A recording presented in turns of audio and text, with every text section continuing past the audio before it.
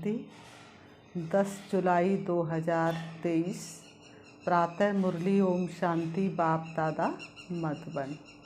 आज बाबा ने सुनाया, मीठे बच्चे बाप का राइट हैंड बन, सर्विस का शौक रख, श्रीमत पर पूरा पूरा अटेंशन दो। अखबारों में कोई सर्विस की बात निकले तो उसे पढ़कर सर्विस में लग जाओ। बाबा ने कहा, मीठे बच्चे बाप का राइट हैंड बन, सर्विस का शौक रख, श्रीमत पर पूरा पूरा अटेंशन दो। अखबारों में कोई सर्विस की बात निकले तो उसे पढ़कर सर्विस में लग जाओ। प्रश्न बाबा ने किया, बाप का नाम तुम बच्चे कब बाला कर सकेंगे? बाप का नाम बाला तुम बच्चे कब कर सकेंगे?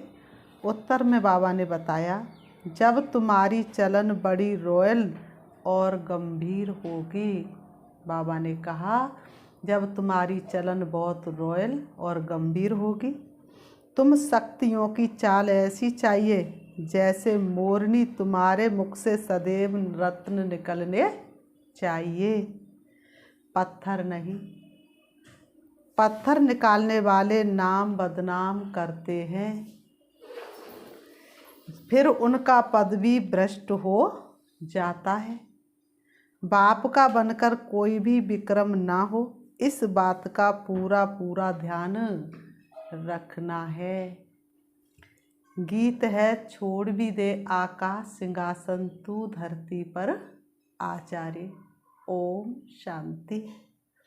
बच्चों ने गीत सुना, याद करते हैं, हे परमपिता परमात्मा, निराकार रूप बदलकर साकार में आ जाओ।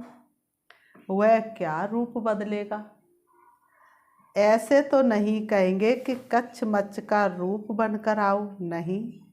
ये है पाप आत्माओं की दुनिया। पुकारते हैं पावन बनाने के लिए। अगर सर्वव्यापी है तो फिर किसको पुकारते हैं? अब ये गीत तो रेडियो में भी बजते हैं, परंतु कोई भी समझते नहीं। अब तुम बच्चियां तो अखबार आदि बाबा कहते पढ़ती नहीं हो। अब तुम बच्चियां तो अखबार आदि पढ़ती नहीं हो, बल पढ़ी लिखी हैं परंतु अखबार पढ़ने का शौक नहीं। बाकी रहे गोप, उनमें भी कोई कोई को सर्विस का शौक रहता है। भाइयों में भी कोई कोई को सर्विस का बहुत शौक रहता है कि किस रीति अखबार से सर्विस का रास्ता निकाले।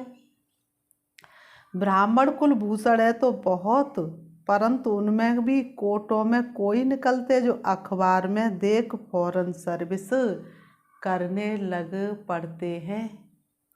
बाबा ने राइट हैंड बनाया है किसको? माताओं को। सुनो जग की माताओं, सुनो कन्या बहनाओं, करो ललकार कन्याओं और करो ललकार माताओं। गोप मुश्किल खड़े होते हैं। बाबा ने कहा, गोप मुश्किल खड़े होते हैं, कोई बिरला यथार्थ रीति से श्रीमत पर अटेंशन देते हैं। यह एक पॉइंट है भ्रष्टाचार और श्रेष्ठाचार की। भ्रष्टाचारी बुलाते हैं कि हे भगवान आओ, आकर के श्रेष्ठाचारी बनाओ। सभी भ्रष्टाचारी जरूर है, इसलिए तो बुलाते हैं। बाबा कहते, कहा जाता यथा राजा रानी तथा प्रजा। यथा राजा रानी माना गवर्नमेंट तथा प्रजा माना रैयत। तो बच्चों को समझाया गया है कि भारत सदा श्रेष्ठाचारी था, स्वर्ग था। स्वर्ग में भी अगर भ्रष्टाचारी हो तो उनको स्वर्ग कैसे कहा जाए? वहाँ पर भी जरासिंधु हो, कंस हो, तो उसको स्वर्ग कैसे कहा जाए? तो वो भी नरक हो गया। तो जहाँ दिन होता है वहाँ रात नहीं, जहाँ रात होती है वहाँ दिन नहीं होता है। स्वर्ग की स्थापना जरूर बाप ही करते होंगे, जिसको ही याद करते हैं। भ्रष्टाचारी ही बुलाते हैं, श्रेष्ठाचारी कब बुलाते नहीं। भारत बड़ा श्रेष्ठाचारी था, स्वर्ग था। अब तो भारत नरक है, तो नरक में जरूर भ्रष्टाचारी होंगे। श्रेष्ठाचारी का सबूत दिखाओ। तुम चित्र दिखला सकते हो। बरोबर सतयुग में यथा राजा रानी तथा प्रजा, ये लक्ष्मी नारायण देव को श्रेष्ठाचारी थे ना। नाम ही है स्वर्ग, भारत क्या था, सोने की चिड़िया। द्वापुर में ऐसे श्रेष्ठाचारी राजा रानियों के मंदिर बनाकर पूजा करते हैं तो जरूर खुद भ्रष्टाचारी हैं। अपने को कहते भी हैं कि हम भ्रष्टाचारी हैं, कामी क्रोधी पापी हैं। अब आप सर्वगुण संपन्न हैं। क्या गाते आरती में, मैं मूर्ख खलकामी हैं, मैं मूर्ख हूँ, मैं खलकामी हूँ और आप ऊंच हो। बाबा कहते भारत में भ्रष्टाचारी श्रेष्ठाचारी की महिमा करते हैं। भ्रष्टाचारी राजाओं के पास श्रेष्ठाचारी देवताएं के मंदिर हैं, महिमा गाते रहते हैं, नमन बंदन पूजन करते रहते हैं। बाबा ने समझाया है धर्म स्थापन करने अर्थ ऊपर से जो आत्माएं आती हैं वह जरूर सतो प्रधान श्रेष्ठाचारी होंगी, तभी तो इतने सारे अनुयायियों को इकट्ठा कर लेते हैं। बल माया का राज्य है, परंतु पहले पहले आने वाले जरूर सतो प्रधान होंगे, तब तो उनकी महिमा होती है। फिर सतो रजो तमो में आते हैं। देवताएं भी श्रेष्ठाचारी थे, हरेक को सतो रजो तमो में आना ही है, भ्रष्टाचारी बनना ही है। चाहे वो कलयुग के अंत में आएगा तो सतो, लेकिन धीरे धीरे एक ही जन्म में तीनों अवस्थाओं को पार करेगा। अखबारों में पढ़ता है कई संस्थाएं जो भ्रष्टाचार को बंद करने का पुरुषार्थ करती हैं। अब श्रेष्ठाचारी देवताओं के मंदिर बनाए पूजा करते आए हैं। आप ही पूज्य श्रेष्ठाचारी थे, फिर आप ही पुजारी भ्रष्टाचारी, फिर पूज्य देवी देवताओं की बैठ पूजा करते हैं। अभी तुम लिख सकते हो कि यथा राजा रानी तथा प्रजा, सतयुग में श्रेष्ठाचारी थे, 22 वर्ल्ड थी। बाद में फिर कलाएं कम होती हैं, भारत को नीचे आना ही है, ये खेल ही भारत पर है। आधा कल्प भारत श्रेष्ठाचारी था, सदा एक रस भी नहीं रहते। 16 कला से 14 कला में तो आना ही है, धीरे धीरे कलाएं कम होती जाती हैं, तमो प्रधान बन पड़ते हैं। बाप कहते जब जब अति भ्रष्टाचार होता तब मैं आता हूँ। पतित को भ्रष्टाचारी, पावन को श्रेष्ठाचारी कहेंगे। ये तो बिल्कुल समझ की बात है। श्रीमत भगवत कहा जाता है। श्रीमत क्या करती है, वह तो श्रेष्ठ राजाओं का राजा बनाती है। कहते हैं माया पर जीत पहनो तो तुम प्रिंस प्रिंसेस बनेंगे। भेंट करनी है क्राइस्ट से 3000 वर्ष पहले भारत 16 कला संपूर्ण श्रेष्ठाचारी था। भारत सोने की चिड़िया था। यथा राजा रानी तथा प्रजा स्वर्ग में सदा सुखी थे। फिर जब से रावण राज्य शुरू होता है तब से ही कितनी गिरावट, और लास्ट में तो इतनी गिरावट हो जाती है कि बात मत पूछो, तो भ्रष्टाचारी बनने लग पड़ते हैं। खुद ही कहते हमारे ऑफिसर्स में भ्रष्टाचार है। राजा रानी तो है नहीं जो कहे प्रजा में भ्रष्टाचार है। बाबा कहते राजा रानी तो कोई है नहीं, इस समय तो सब एक जैसे, राजा तो प्रजा। यहाँ तो है ही प्रजा का प्रजा पर राज, सब भ्रष्टाचारी हैं। पहले तो गवर्नमेंट श्रेष्ठाचारी बननी चाहिए, उनको कौन बनावे। अब तुम गरीब बच्चियां ही नंबर 1 श्रेष्ठाचारी बन रही हो। बाप कहते हैं कि मैं आकर सबको श्रेष्ठाचारी बनाता हूँ। ड्रामा अनुसार ये सारा खेल बना हुआ है। फिर भी वही गीता चित्र आदि निकलेंगे। अब बंगाल में काली का मंदिर है, काली मामा कहे प्राण देते हैं। अब ऐसी काली माँ व चंडिका देवी आई कहाँ से? नाम तो देखो कैसा है। जो भागंती होते हैं वे तो प्रजा में चंडाल बनते। बाबा देखो कितना दयालु है, कितना कृपालु है।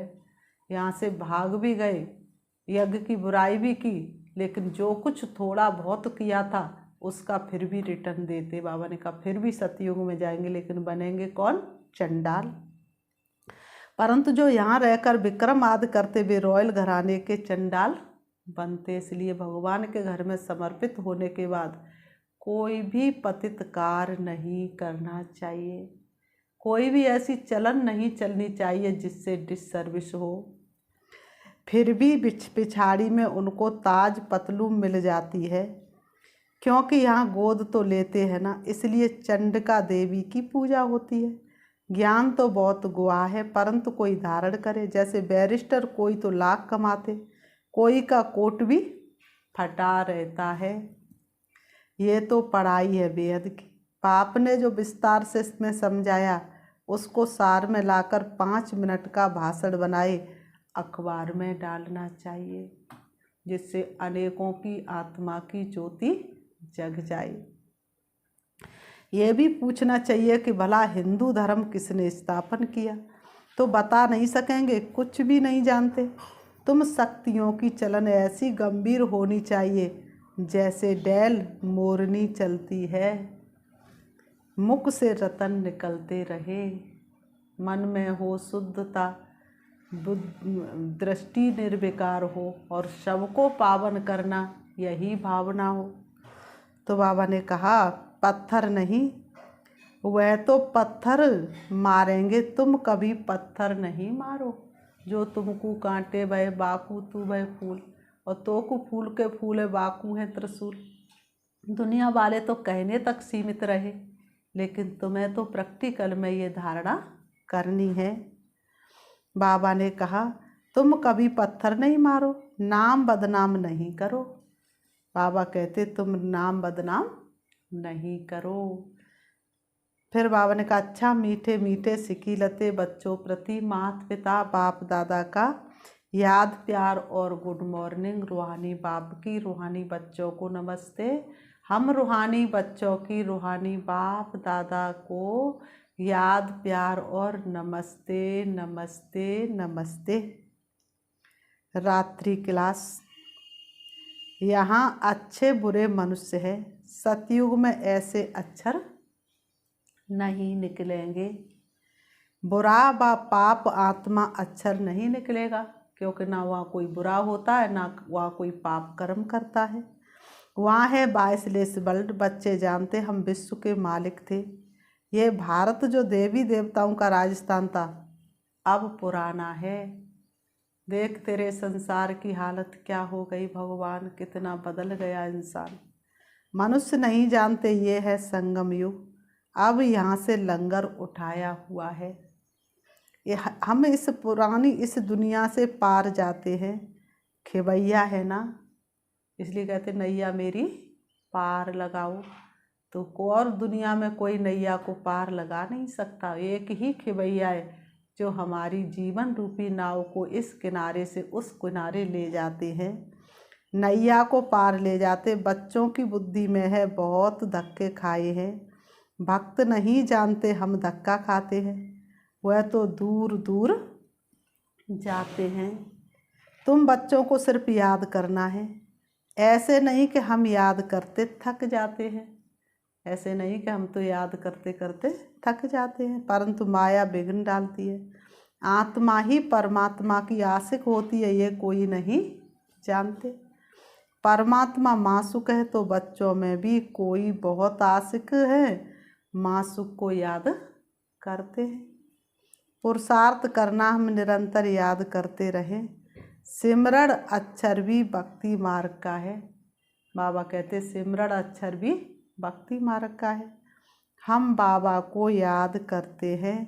प्रवृत्ति मार्ग का अक्षर है याद, बहुत मीठा भी है। कहते हम भूल जाते हैं।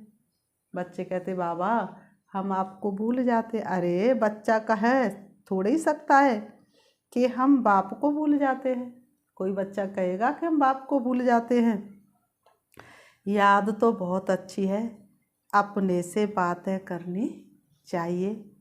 तुम माता पिता के सन्मुख बैठे हो, खुशी भी होनी चाहिए। जिसके लिए कहते थे तुम माता पिता हम बालक तेरे, और तेरी कृपा से सुख घनेरे।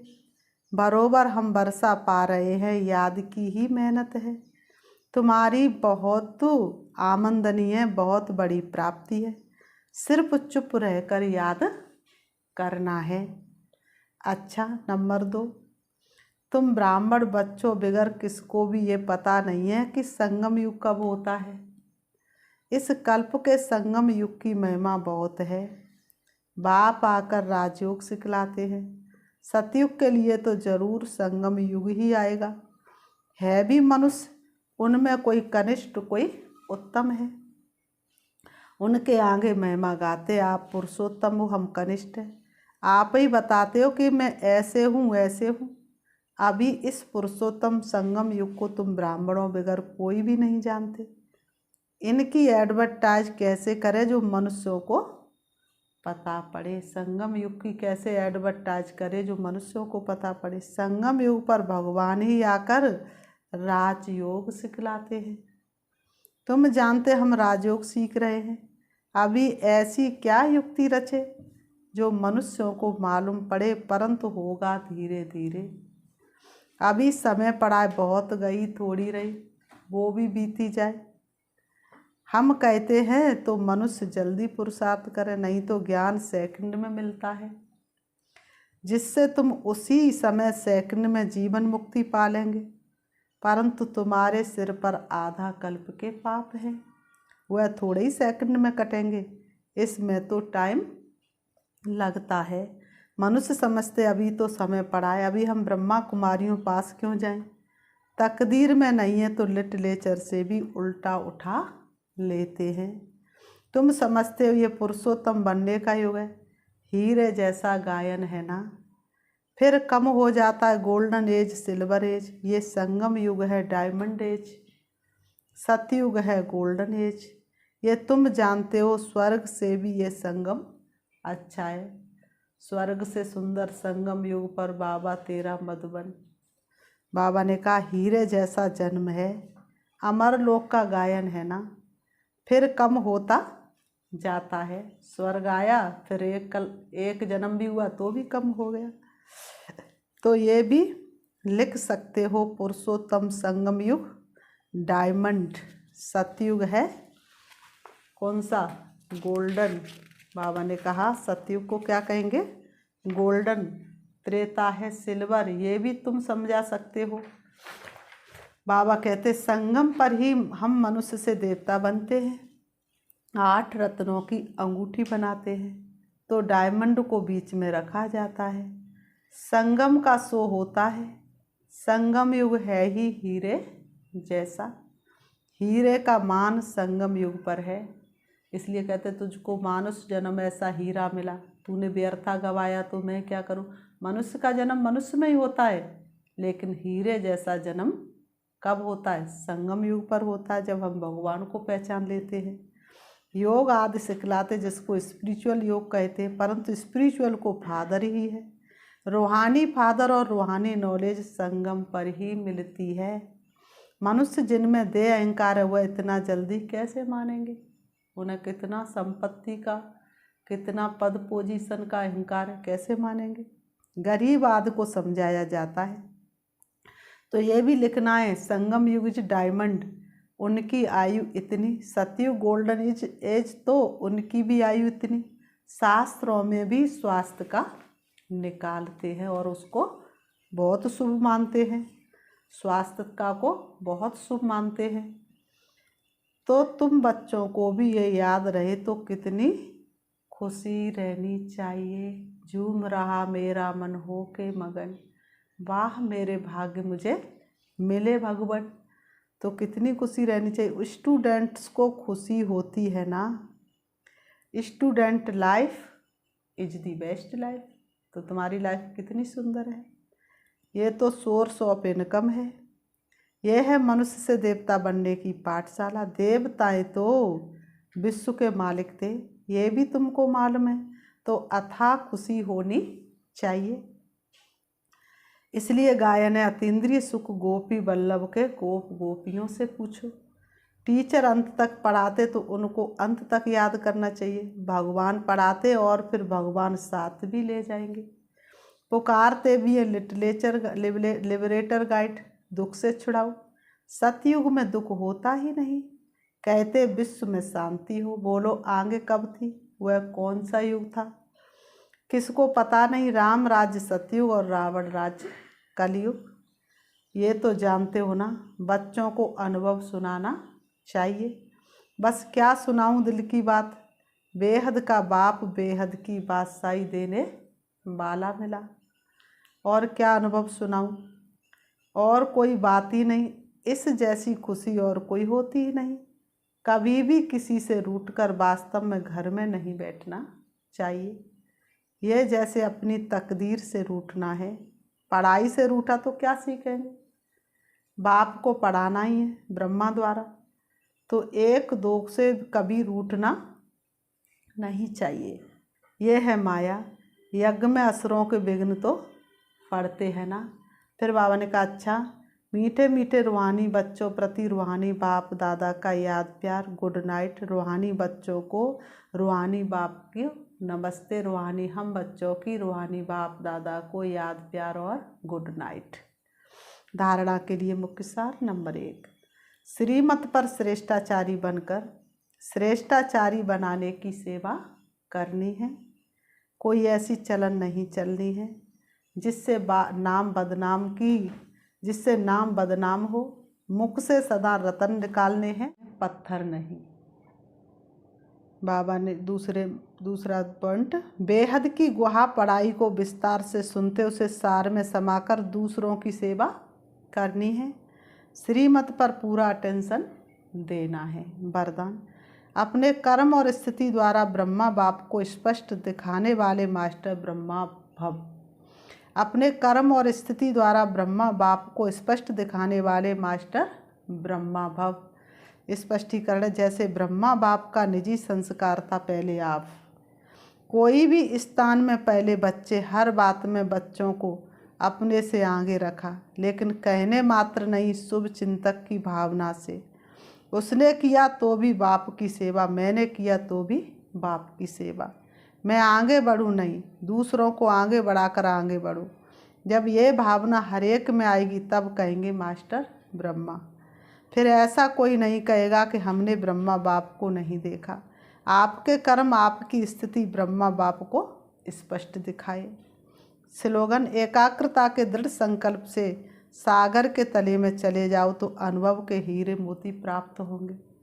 एकाग्रता के दृढ़ संकल्प से सागर के तले में चले जाओ तो अनुभव के हीरे मोती प्राप्त होंगे। अच्छा, ओम शांति। अभी हम 5 मिनट प्यारे बाबा को याद करते हैं, अपने आप को सम्मान देंगे। वास्तव में मैं ब्रह्मा बाप समान संपन्न और संपूर्ण पवित्र आत्मा हूँ। मैं ब्रह्मा बाप समान संपन्न और संपूर्ण पवित्र आत्मा हूँ। मेरा एक एक संकल्प ब्रह्मा बाप समान है।